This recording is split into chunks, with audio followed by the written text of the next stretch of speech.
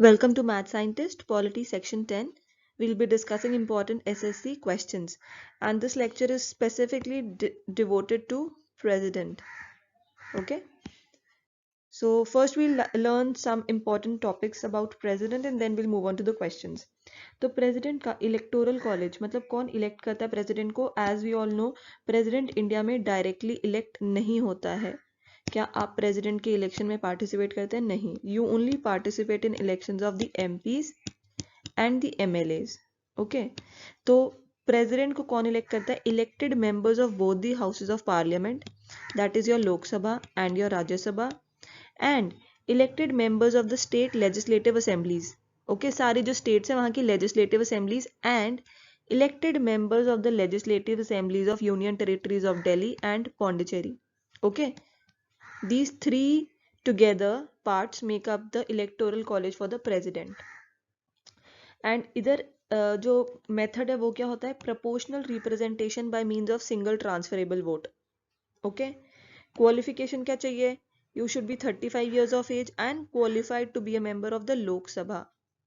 Okay, term क्या है? 5 year है. और रेजिग्नेशन लेटर प्रेसिडेंट किसको देता है? वाइस प्रेसिडेंट को. He writes to the vice president of the country. We have a process of impeachment, and impeachment कैसे हो सकती है? If the president violates the constitution. One must understand that ये violation of constitution कहीं पे भी defined नहीं है हमारी constitution में. This is not defined, okay? We just say violation of the constitution. अब powers की बात करी जाए, इसकी different domains में powers जैसे executive है, legislative है, financial है, judicial है, diplomatic है, military और emergency powers. आपको अगर डेप्थ देखनी है तो you can refer any GK book, but questions के फॉर्म में हम काफी चीजें डिस्कस करने वाले हैं आगे. Veto power. वीटो एग्जिस्ट करती है इंडियन प्रेसिडेंट के पास. Absolute, qualified, suspensive and pocket, ये 4 वीटो एग्जिस्ट करती है, बट इंडियन प्रेसिडेंट के पास क्वालिफाइड वीटो नहीं है. We only have absolute, suspensive and pocket veto. Ordinance making power 123 article में डिस्कस है. ऑर्डिनेंस मेकिंग पावर ये होता है, सपोजिडली कोई इमरजेंसी आ गई है. Okay, emergency with respect to कुछ रिक्वायर्ड है कोई लॉ, लेकिन हमारा पार्लियामेंट अभी सेशन में नहीं है. ठीक है, तो अगर लॉ पास करना जरूरी है तो प्रेसिडेंट कर सकता है वो पास. उस चीज को बोलते हैं ordinance. Okay, it has the same force as the law. Okay, and ये स्पेशल केसेस में ही होता है when the parliament is not in the session. Okay, so question number 1, how many members of the Rajya Sabha are nominated by the president? 2, 10, 12 या 15? इसका answer है 12.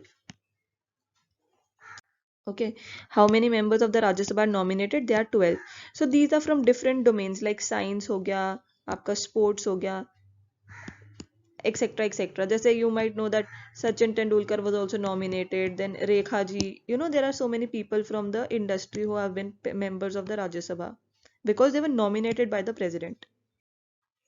A bill presented in the parliament becomes an act after it is passed by both the houses, the president has given an assent, the PM has signed, या the Supreme Court has declared it within the competence of the Union Parliament.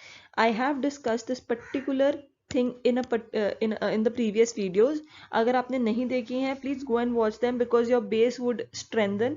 तो basically अगर bill है हमारा, इसको एक assent मिलता है. Okay, उसके बाद जाके ये बिल एक लॉ बनता है. तो जो ये असेंट है वो करता है प्रेसिडेंट.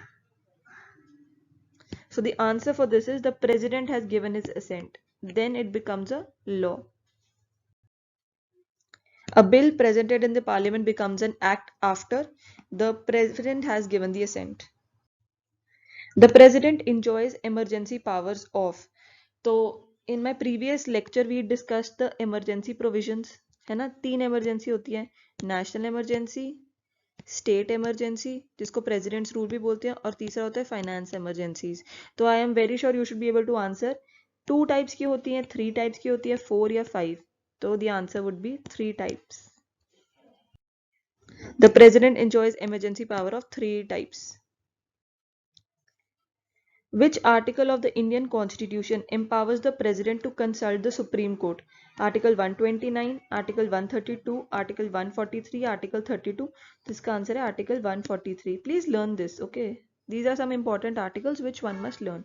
अब आर्टिकल 32 है, ये हमने पहले भी डिस्कस करा हुआ है बहुत बार, कॉन्स्टिट्यूशनल रेमेडीज, ठीक है, ये आपका फंडामेंटल राइट है, okay. Which article of the Indian Constitution empowers the President to consult the Supreme Court? Article 143.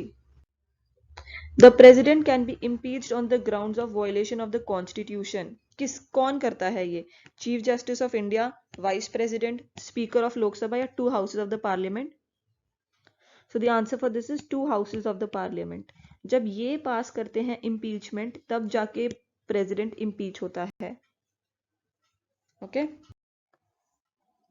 The President can be impeached on the grounds of violation of Constitution by the two houses of the Parliament.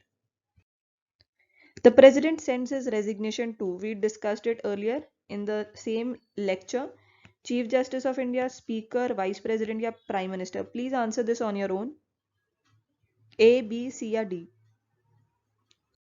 So the answer for this is the Vice President. If you've not been able to answer it, it's bad. You should have been able to answer क्योंकि मैंने specifically mention करा था.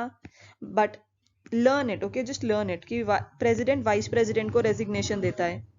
Ministers are individually responsible to the President, Lok Sabha, Prime Minister या House of which they are members. See, हमने collective responsibility पढ़ा हुआ है पिछले lectures में, collectively responsible.